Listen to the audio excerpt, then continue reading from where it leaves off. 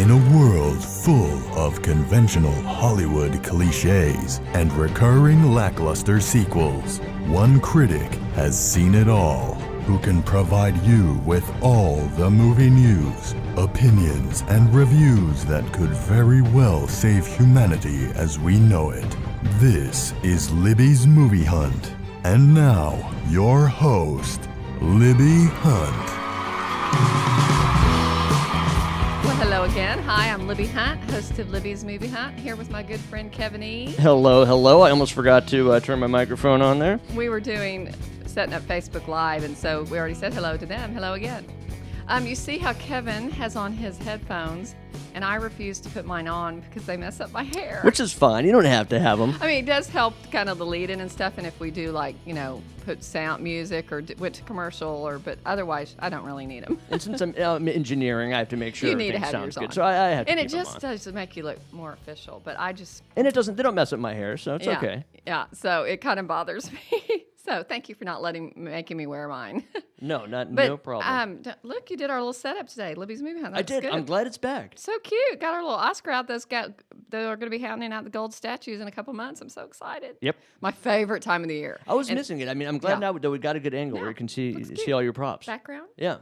But this is going to be good movie time with holidays and the Oscars. Definitely. So good movies are going to be coming. Right now, there's some rolling out. Okay, so we are going to talk about Manchester by the Sea, Bad Santa 2, and Edge of 17. So I don't know. And I think the only one I saw is the one you didn't like. Bad Santa 2. Okay, so why don't we start with the bad one? Well, not bad. Let's start with the Bad Santa 2. Or maybe you should start with a good and then bad and then okay, wrap let's up do with that. one other good. Okay. Well, I went to see, we'll go straight into movies today. I went to see Manchester by the Sea, and it's directed by, Lonergan? I have it right here. I had it pulled up and I totally forgot. I have it right here. Hold on. Kenneth Lonergan, which was, it's not familiar with. This director, he did Analyze This, Margaret a couple years ago, You Can Count on Me, Rocky and Bullwinkle. But it's so funny. This is just such a different movie for him. So the deal with this movie is Matt Damon, supposedly, and John Krasinski came to Lonergan and said, we have this story about this father this kid that lives in Boston. He has this tragedy happen in his town of Manchester by the Sea. So he moves to Boston. His brother dies, and he has to come back and help with his nephew. And all these memories of his past come back. And in the movie, they keep jumping back and forth from present day to Casey Affleck is the star of the movie who plays Lee. And he's always, consistently good. Well, I don't think I've ever seen a bad performance. And I have to say, it is the performance of his career. It is the performance of this man's career. Only thing about Casey Affleck that bothers me is he kind of mumbles like this. Definitely. And so I was with my parents who, they kind of had a hard time hearing what he said. I think that was kind of bothersome, but, it's fantastic. His brother is played by Kyle Chandler, who... He might have been in Bloodline. He's been in a bunch of movies. I love him. You'll recognize him. Kyle Chandler, I believe he was on Friday Night Lights, the television series, and he was in Super 8. Yes. Yeah, okay. Very handsome. He plays his brother, really outstanding role. Their son Patrick is played by Lucas Hedges, who I looked, he's been in Kel the Messenger and in many other movies, but I think this is a breakout performance for this kid, and he might even be nominated. He and Casey Affleck both. His name is Lucas Hedges.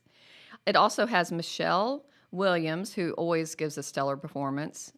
And she has a kind of it's a big role, but she's not in it a lot. But her performance, the time she is in it, she could possibly be nominated. And then Gretchen Mol is in it, and Matthew Broderick shows up in it. It's so random. It has my favorite thing about this movie is the musical score. It's just great. But here's the deal on this movie. Do you have any desire to see it? Does it appeal to you at all? It does.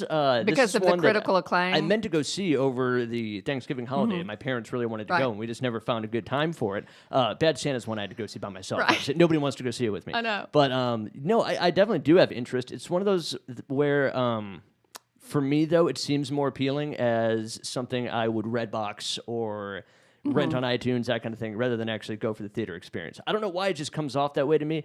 It could be because of Casey Affleck has this stigma with me, because I went and saw, and a lot of people love this movie, but I can't stand it. What is it? The Assassination of Jesse James by the coward Robert Loved Ford. it. That's one of my favorite movies. I'm just one of those people who didn't get it. And, he's a central character. He plays Robert Ford in that film, and it's very, very long-winded. It is too long. Yes, it's very long, and so it was just because of being bored by that. When for some reason this You don't film like him trailer, anymore. it almost gave me that feeling like I felt like I was watching that movie in the theater again, and so it kind of just rubbed me the wrong way. But I'm probably totally off on this Because he does have that soft way he talks. But that he has a boring way about him. a boring way about it. Exactly. I mean, it wasn't boring though in Good Will Hunting. Remember that was his That's first true, role yeah. with Ben and Matt. He was so cute as little brother. But this I also movie found him comical in the Ocean's 11 films. He was so good. cute. Yeah. But see, that's so funny you said boring, because this movie to me is borderline boring. So that's so funny you said it. It's okay. I give it popcorn It's worthy. not overly long. I think the running time is like 2 hours and 15 but minutes. it feels too long. But it feels too long. It's probably going to get some nominations just because it's just it had. Do you see Mystic River by Clint Eastwood and Sean Penn and maybe one of the Affleck brothers? It's on a murder mystery and Yes. it's on a river near Kevin Boston. Bacon. Yeah. It's one that I really like Yes. it and enjoyed it and thought it was good, but I would never sit down and watch it again. Okay. This has a feel of that movie. Just the look, the feel, the A pacing. gray, slow, kind Exactly. of cold feeling. So this movie feels slow, and it's also extremely. Can't say this strongly enough. Sad. Like, are you in the mood to be that sad? Just depressing. It left So you feeling depressing. depressed at the end. You're just like, I mean, it kind of all comes together at the end, but you're like, dang, one sad, tragic thing after another happens. But All of my suspicions you're confirming. That was the reason I Exactly. didn't want to. but I can't, I knock. I mean, I recommend it because it's going to be nominated. Something about this movie, somebody in it, something, the musical score, something, the story. Lonergan also wrote it, so I mean, it's good. I recommend it, but be prepared to be. It's long and if you're in that kind. But if you want to see a beautifully. The cinematography on the Boston, and the water. Oh my gosh, it's gorgeous. And some of the actors, It's hauntingly gorgeous. Great casting as well. It sounds like. So- I love Gretchen Mol. I mean, I'm she's a great. huge fan of hers. Yeah, she plays kind of a different kind of character in this too. So, popcorn worthy. I found her to be one of the more fascinating TV characters ever on Boardwalk Empire. So Oh yeah, she was great. I read about her like in the '90s. She was the up and coming star girl, and then her star just kind of faded real quickly. But she kept on plugging along and being and stuff. But remember, she was like the ivory skinned, beautiful blonde that came along, and then you didn't see her in much. Yeah, I don't really remember her much until Boardwalk Empire. Right. Well, she was in some movies. I don't know what her big breakout role was, but she has that glamorous '50s Oh, absolutely. Look, yeah. Yeah. She's perfect for a period piece. Like, period piece. Yeah. But she was good in it. But so I give it popcorn worthy. Okay, let's move on to our Bad Santa 2. Which you would probably prefer to skip this one, but Tell me real quickly. I went with my son, and he had seen Bad Santa 1 or the first Bad I Santa. love the first but one. I don't remember it at all. Does the second one? I know I saw it because I see everything. But was it basically the same story? Something that I was very skeptical of from the beginning of this is that it's a different director than the first Bad Santa. And the guy, I'm pulling it up right now. His name is Mark Waters. Yeah. And he did Vampire Academy. He hadn't done much. He's done things that are very light. Right. And not, the original Bad Santa is very dark and very crude and just over the top. But he did a good job capturing the same kind of feel as the original. I mean, it has that raunchy, crude, bass kind of tone to it, which I like, and I enjoyed it. And I think I enjoyed it only because I just wanted to enjoy it, just because I was so happy that there was another Bad Santa. Because you're a young man and you like fat, gross humor. I do. I think Billy Bob Thornton is so funny in that He is role, funny. even though he's despicable. And I expected to hate Kathy Bates in that movie because she looked annoying in the trailers, but I actually thought she was pretty funny as well.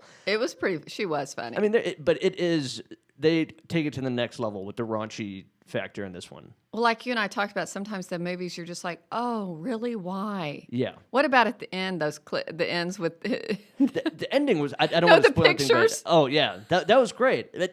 There are some shocking things that happen towards the end that I did not see coming. Oh my I'll God. admit. In the first movie, is it kind of a heist too, where he's trying to Yes. steal something? And why does he hook up with the little blonde-headed, curly-headed boy in that first movie? Do his parents desert him? Basically, what happens is he lives with his grandma, who doesn't really. She's kind of too old really to take care of him. She's kind of spaced out, and his dad is in jail, who owns a nice house, and he originally is following Santa around at the mall. And Billy Bob Thornton finds out that he's got a nice living situation over there, and so he just starts staying there, and the blonde kid is following him around.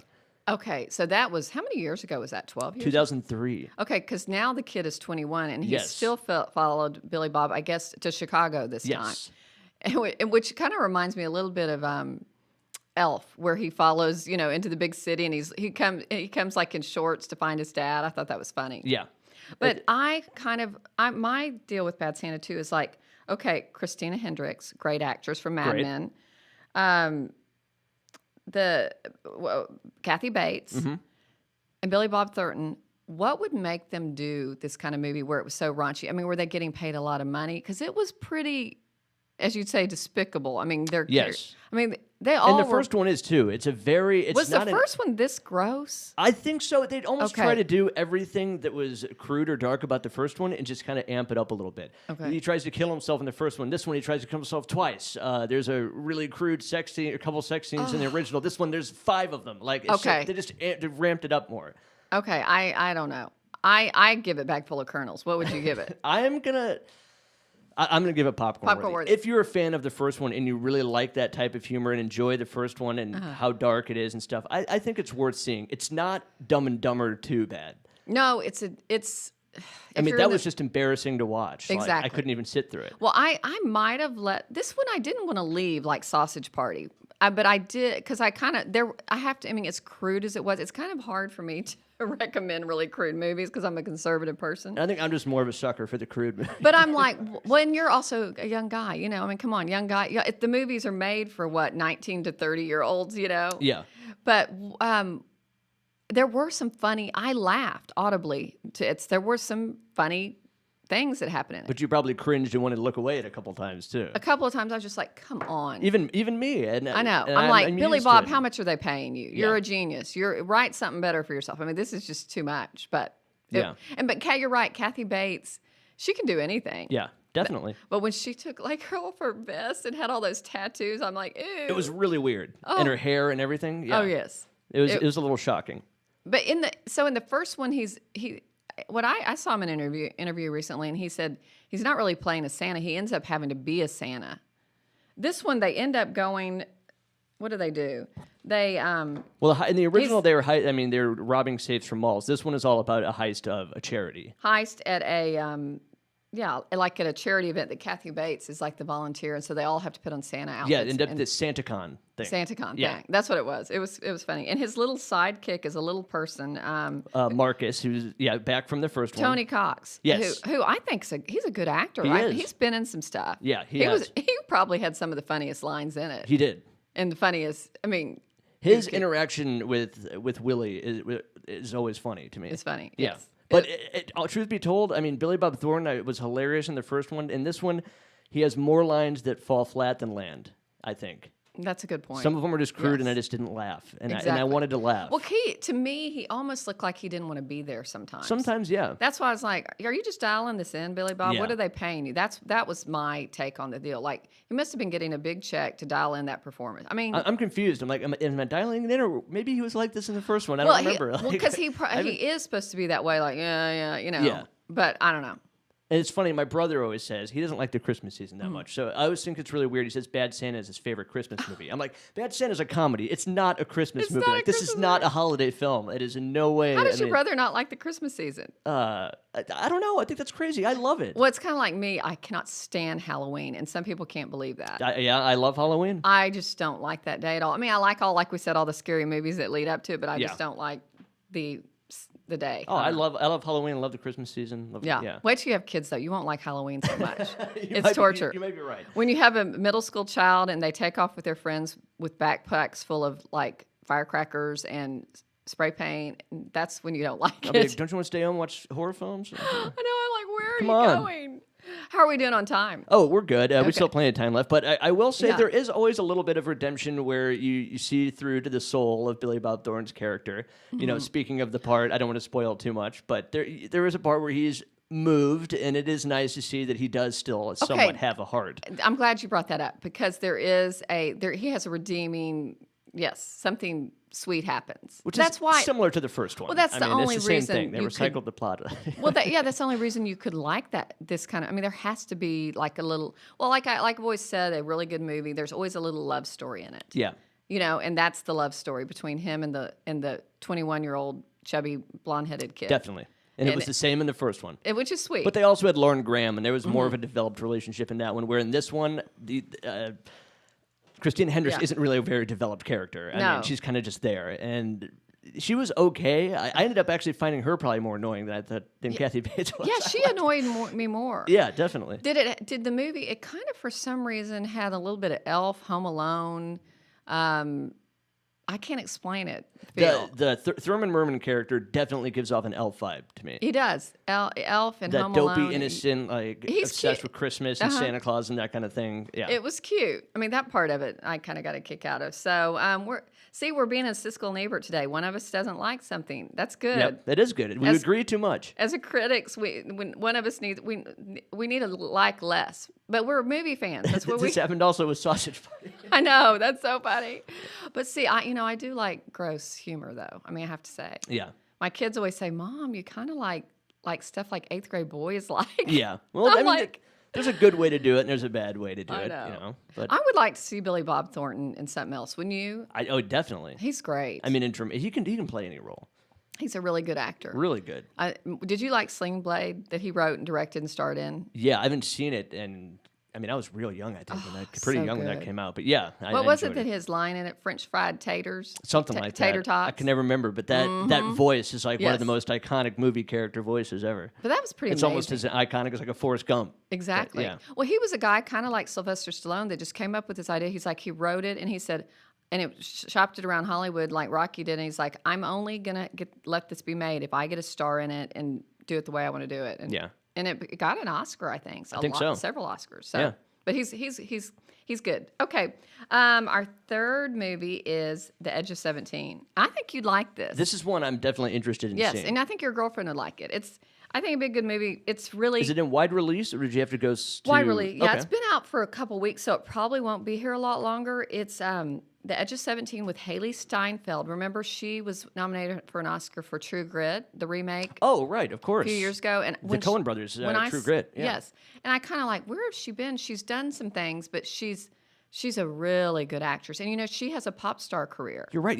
I don't think I've seen her in anything since. But did you know True she was a Grit. pop star? I had no idea. Mike, every time she comes on the radio, my girls are like, "Mom, that's that girl that that you love that was in True Grit." I'm I like, never would have known that. No, I She's would've a pop expect- star. That's incredible. Okay, so she plays Nadine, this little girl who's just always, the world is coming to an end, and she just doesn't think life can get any better, and she has this brother, Darian, played by Blake Jenner, and Blake Jenner was in the Richard Linklater movie Everybody Wants Some, Oh, and I he was love the that film. star of it. Yeah. Oh, the real okay. handsome one that Yeah. his acting wasn't great in that movie. That's It is true. so improved in this movie. Like, you're going to go see this movie and you're going to go, okay, that kid is a movie star. I see why Richard Linklater cast him in his first film. Because this kid, he's great looking. He's a good actor.